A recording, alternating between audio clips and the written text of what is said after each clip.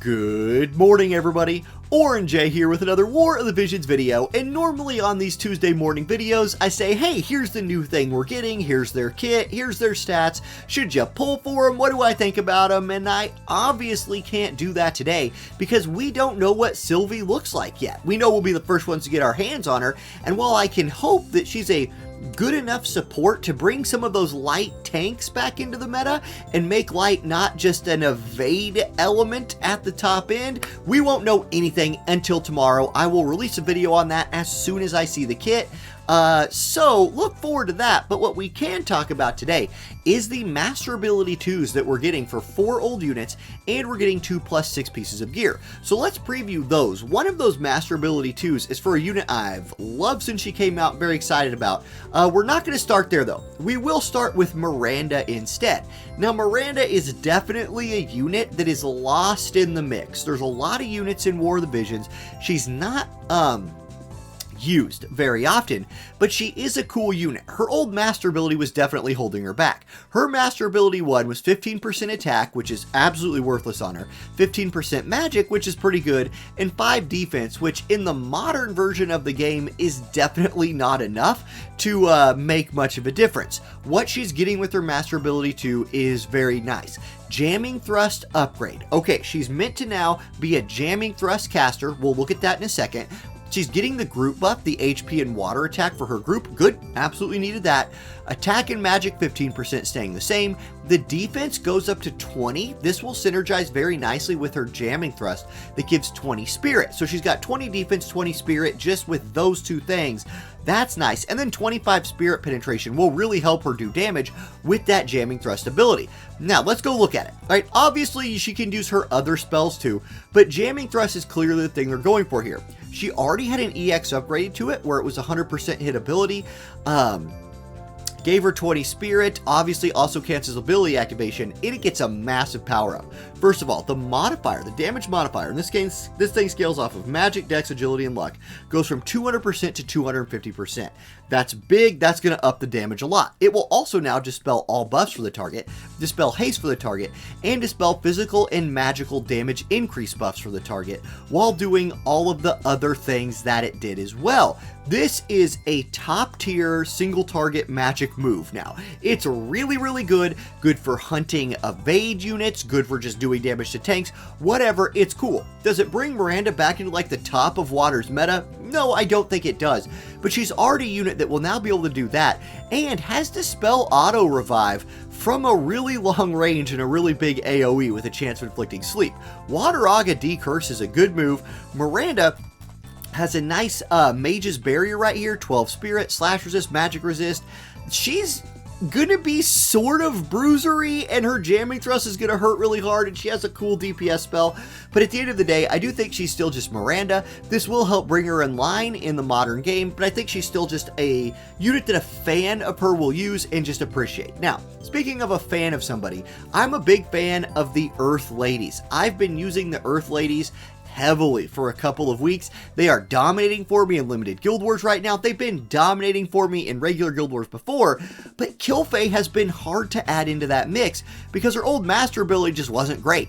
20% HP was cool, and skill activation time is really important. And when Kilfay came out, her thing, what she was supposed to do, she was supposed to be a frontline mage, get up in your face, short range, big AoE moves, taking people down, and she really did that back in the day.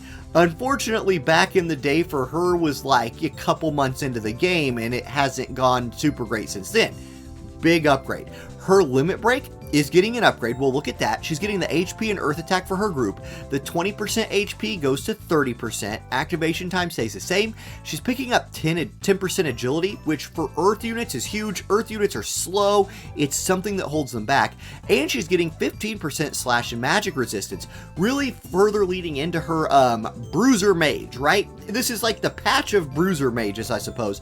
Kilfay definitely exemplifies that. Now, if we go look at her skills, her limit break is getting the fix here. So it already decreased magic resist 38% for the target, 200% damage. It's single target in short range. It will now also dispel re-raise and picks up a second use. Really, really good buff.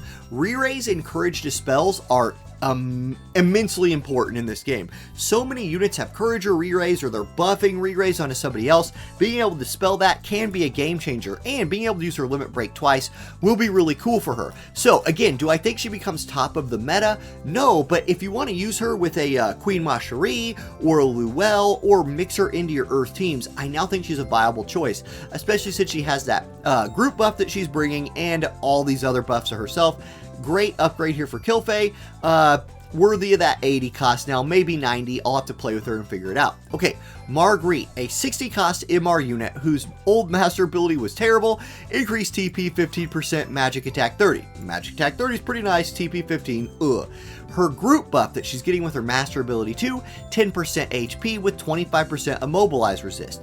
The TP buff and the magic attack buff stay the same. She also picks up 10% agility. Again, go faster, that's nice. And then activation time down 500 is a big buff for a girl who really doesn't see a ton of play. Again, being an MR at cost 60, you need to pack a punch to justify that 60 cost in cost limited. Will she pack that punch now? Oh, probably not, but it is a nice buff for her. That's what Marguerite's getting. Okay, Vale, a very, very not used unit. Ice, Green Mage, White Mage, Red Mage. Interesting mix. Old master ability wasn't good. 45% TP, 30% acquired AP. Both those stay the same. He also just picks up 20 AoE resist. That's fine. Vale is still just Vale. Not going to spend any time on him. You're only really going to use him if you want like a Green Mage buff with some healing and a TMR user in a cost limited format. Okay, Hingrin. This is getting its +6. Now, Hingrin was our original like magic sword in the game. The magic version of this sword goes from 162 magic to 194. That's pretty significant. That's a nice buff. The +6 also gives 20 reaction block rate. So I do like this. If you are playing somebody who wants to use a magical sword and you want some reaction block rate, here you go. 194 magic on a sword with that is great. It's great. Go ahead and use that if you want to. Then Icebrand also getting its +6. Now, Icebrand is famous for the 30 ice attack up. The assault version though, at only 118 attack, didn't pack the punch that a lot of people wanted. It will now have 165. That's a huge jump. From 118 to 165 is going to feel really nice. The slash attack 15 and ice attack 30 stay the same, but it will also get 10 more defense penetration. So when you think about a unit like Agrius, right, who has, her event sword, that sword's all about accuracy. Icebrand is now really all about damage, and it kind of was before, but somebody like Gilgamesh is going to get a ton of boost out of this. More defense pin for him, more attack for him, while maintaining that 30 ice attack and 15 slash attack up is going to feel really good. So that's it. That's what we know we're getting tomorrow. As far as new stuff, I'm really excited to see Sylvie's whole kit. Wednesday morning's video is either going to be a two-parter with the patch review and the Sylvie review, or I might just do two videos depending on how long the videos go. So we'll wait and see. I hope to see you guys in the comment section of those videos and on the stream Wednesday when I'm pulling for Sylvie. See you there. Have a great day. Peace.